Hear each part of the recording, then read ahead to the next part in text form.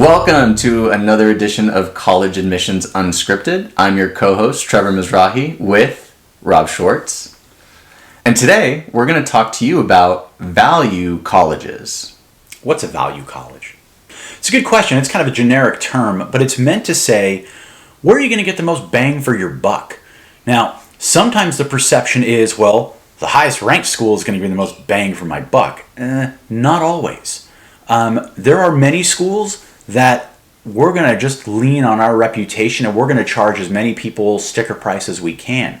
And then you have to ask yourself, do I want to spend $300,000 or more on a bachelor's degree? Especially if I'm thinking about going to grad school? Probably not, unless you are filthy rich and hey, God bless you.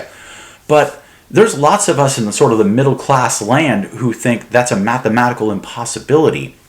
We need to make sure that if we're going to go on to a graduate program, if my child wants to be a doctor or a lawyer or get an MBA or whatever it might be in a postgraduate situation, we need to save enough money to help make that college experience affordable for all of the years and not just the first 4. So we're looking for opportunities where we can get scholarship money, grant money, work study programs, research money, so we can keep our costs as low as possible. Not just the brand value of earning a scholarship, but actually the tangible dollars that come out of your pocket to pay for this experience. Trevor, you're the financial aid expert in our tag team. Give families a sense of why, in your experience, this has been such a hot button issue. Yeah, it's such a hot button issue because when it comes to students' perspective of applying to colleges, a lot of it is based on what they've heard of. I mean, friends talk about certain universities without really kind of backing up and saying, is this actually the best place for me as an individual? And can I see myself thriving at this type of institution? You know, this is the most important decision that a 18, 17-year-old is going to make. Sometimes it's a $150,000 decision. Or twice as much. Or twice as much. And a lot of it's just based on emotion, where they can maybe put those sweaters on or slap the bumper sticker onto their parents' car and say, this is where I got in. Yay. All my friends are going to look at this and say, he really worked hard. He got into that really good school. But in the end, from the parents' point of view, is that the best choice for their pocketbook? Or even beyond that, once they graduate, is this an institution that prides themselves on getting students into their first job 2-3 months upon graduating? Or are you maybe left on your own to maybe shop around, send your resume to 14 different employers and kind of just hope that you're going to get through the door? Now, there's another component to this, and it's specific to parents. The idea of having a financial aid plan. This is something that my tag team partner here deals with every single day. It is frustrating when we run into a situation where a parent or parents will say to their son or their daughter, wherever you get in, we'll figure it out. That's like a kiss of death. How many times have we seen a family that says that and then that student does everything they need in their power and they get into that top flight school and it's a big ticket item. $50,000 a year, $55,000, $60,000 a year because the family doesn't qualify for much or any financial aid. But now the parents have a very stark reality to deal with, which is, crap, how are we going to afford this? I'm going to have to work until I'm 82 to be able to afford this education for my child. We need to have what's called the line in the sand discussion. And it goes a little something like this. Johnny, we're proud of you. And we're excited for your future. But Mom and Dad do not have a Brinks truck parked in the garage full of gold bullion. So here's what we can afford to give you. Line in the sand, number of dollars per year. $22,000, $15,000, $28,000, whatever your number is that you and your significant other, if there's a significant other, have decided is reasonable and affordable for your family. Now you've set a standard, a guide, where that student understands if it's above that threshold, they need to find the money if they're going to accept that offer. By not setting that stage, you are creating what is potentially a disastrous situation. And so part of your responsibility as a consumer is to understand what your costs are. So with more information on that, my tag team partner. Yeah, I mean, this is a part of this process that you cannot take lightly. One of the things I always encourage a family to do, hop online and just type in net price calculator. Give your child a chance to understand the amount of your investment as a parent, what you're putting into their education, so they really know. I can tell you every single year I go through this admission cycle and I review the Students Financial Aid Awards. Just recently, student got in to USC. In the enrollment management puzzle, they looked at this family more as a full pay family, gave them a little bit of a discount, still hovering around $50,000 a year. Now, luckily, the student also got into Berkeley, a little bit of a middle class scholarship, so they brought the cost down to around $28,000 per year. Now, even though initially the family was saying, we'll make it happen, we can pay for USC, we'll figure it out, I'm telling you, every single year this happens. Once the student gets into another school financially that just fits the scenario better for the family, it's always going to come up as a serious discussion and say, maybe we should look at what is most cost effective for us. So always have a financial backup or a safety school. And this safety school needs to be one where you as a student would love to go to. Speaking of those types of institutions, our next guest coming up after the break is, I think, an embodiment of a fantastic value college, especially here for California families. So stay tuned. I'm not even teasing it. I'm not even gonna tell you who it is. Stay right there. Don't go anywhere. You're gonna come back in 60 seconds on College Admissions Unscripted, and you'll find out who we're talking about. Stay there.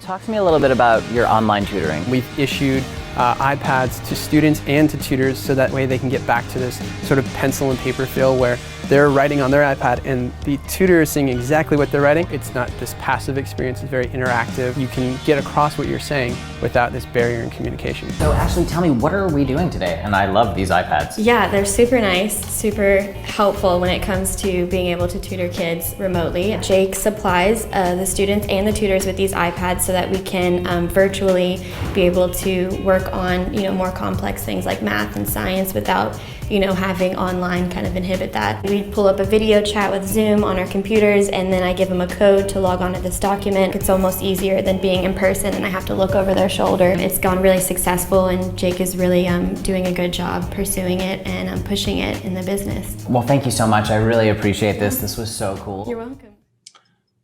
Welcome back to the second segment of College Admissions Unscripted. I'm Rob Schwartz alongside Trevor Mizrahi. And as you guys know, if you've been watching our show, our second segment brings in a special guest from a college or university from around the country to share some college knowledge with you that goes beyond what Trevor and I can share. And today we have Ashley Brookshire, Regional Director of Admissions for the West Coast at Georgia Tech University in Hotlanta. Ashley, welcome to the show. Hey, Rob. Thanks for having me.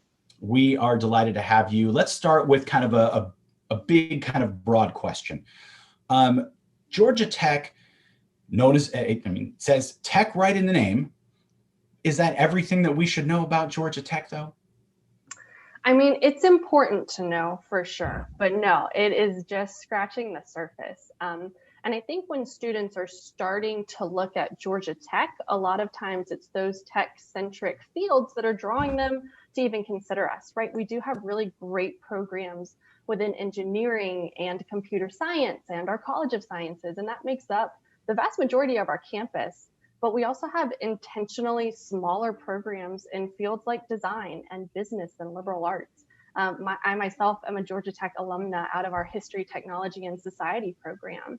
And even in that liberal arts field, tech is still going to be a big component because we want to equip our students to graduate with a 21st century skill set, regardless of what they're actually choosing to major in at Georgia Tech. So yes, it is important, but no, it's not the end all be all. I would say even bigger than that really is our motto or our call to action, and that's progress and service. It really underlines who we are and what we do at Tech, this idea that we are looking forward with tenacity. We want to be bold and curious. We want to cultivate that kind of mindset on our campus, But for us, that has to be coupled with service, right? We want to use that mindset, those skills, those resources to improve the lives of others, to improve the human condition, to support our communities and contribute to the world. And again, regardless of what you're majoring in at Georgia Tech, that's your call to action, and that's what you're going to feel as an undergraduate student.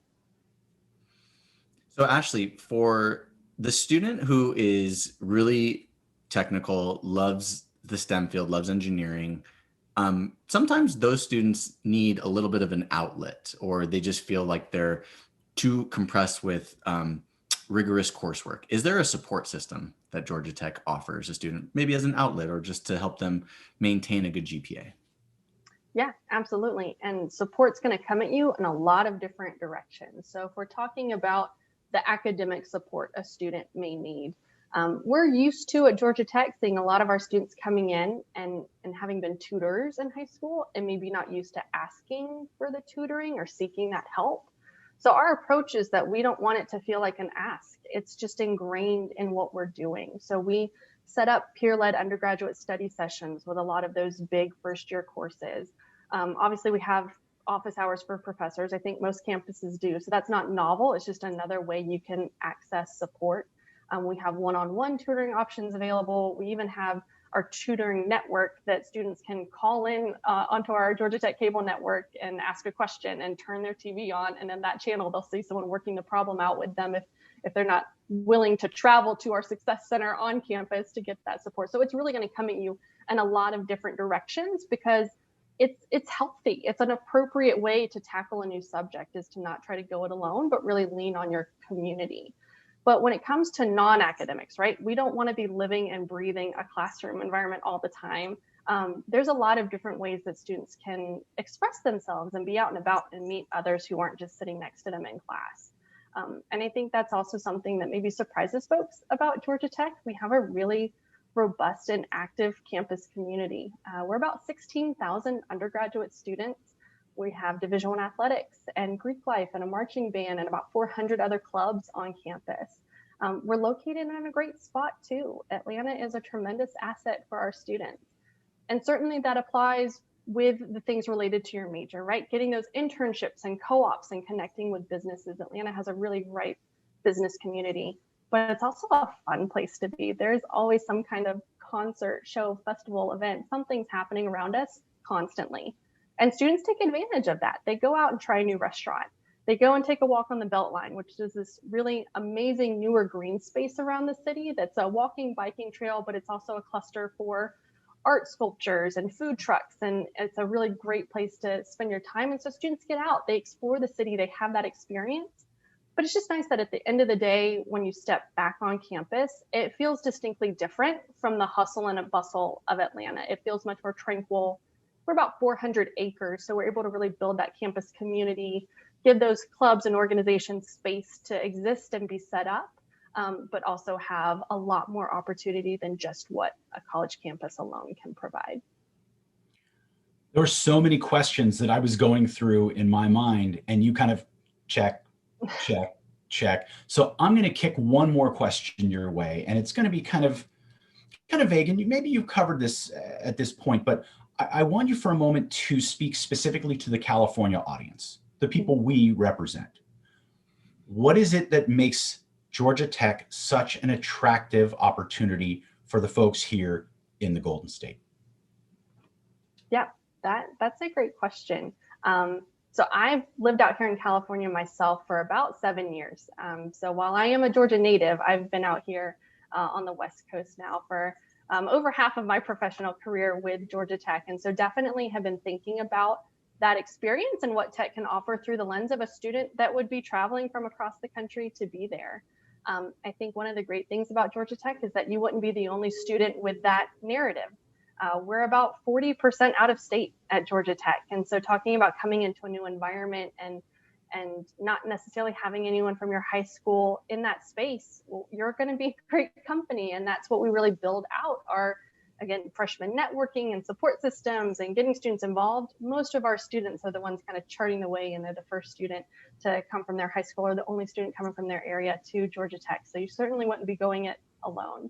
I think when you're looking at the student experience at Georgia Tech, Again, I love our balance of academics and kind of actual campus collegiate life experiences. I think that's really novel. But one thing we maybe haven't hit on is the depth and breadth of opportunities for students to explore beyond their major. And it would be programs that everyone has, right? Everyone's got study abroad, everyone's got internships, everyone's got research. So we are not unique that we have them. Everyone has them. Students should expect that. I think the Georgia Tech difference is the depth and breadth of that experience, right? So for study abroad, as an example, I think last time I checked at public universities, about 15 to 17% of students are usually going on and studying abroad. At Georgia Tech, in a typical non-pandemic year, of course, usually about 54% of our students graduate having had a study abroad experience. And a big reason for that is that every major that we offer has at least one study abroad program. Most of them have several, so that you can go get an international experience, have that very different feel to your day-to-day life, but still be taking courses that are going to keep you on track to graduate, which is obviously, as an out-of-state student, something that is really top of mind. Students want to make sure they're being efficient and wise with their time and resources in that undergraduate experience. And at Georgia Tech, out-of-state students will actually pay closer to in-state tuition rates when they study abroad. So it's a way we kind of further incentivize going and getting that experience. Same kind of goes with like internships and co-ops. About 80% of our students are going to do one of those. Internships just being a one semester commitment, co-op being where you're going and spending 3 semesters with the same company. So a deep dive into that environment.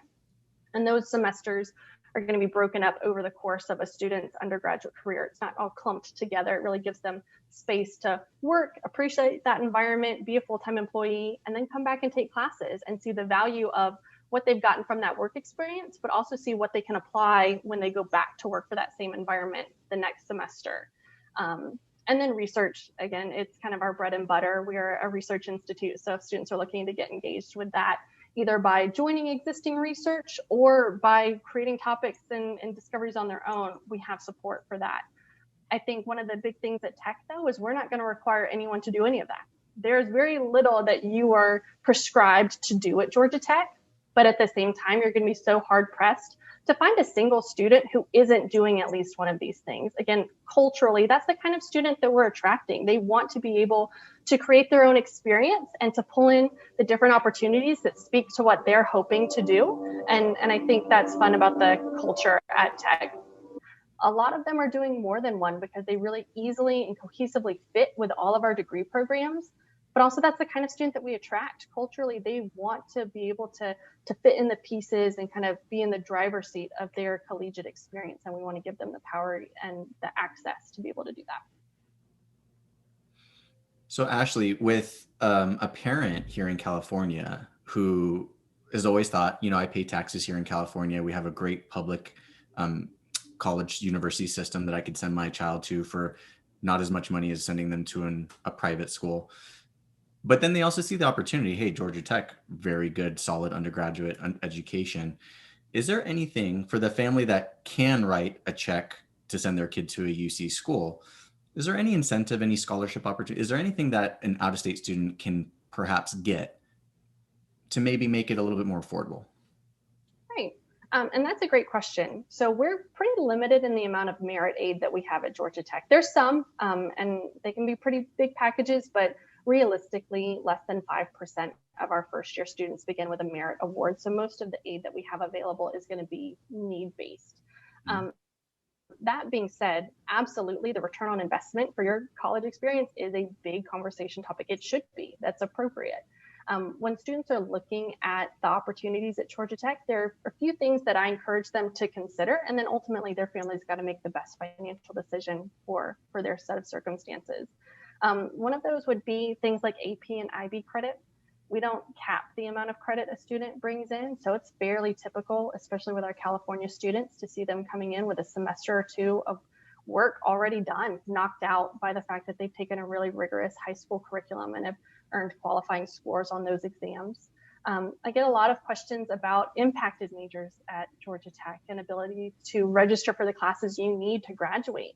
We're really not seeing issues with that, right? If a student is with us for longer than 4 years, co-op is the main culprit, right? Because if you're getting a 4-year degree and a year of work experience into that time, that usually is going to be where you have made a conscious decision, right, to extend your amount of time beyond 4 years.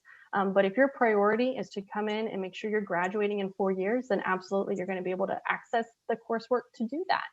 And then I think when you look at that last leg, right, the immediate kind of return on investment when you graduate, for us, more than 90% of our students walk across the stage of graduation with a job offer in hand.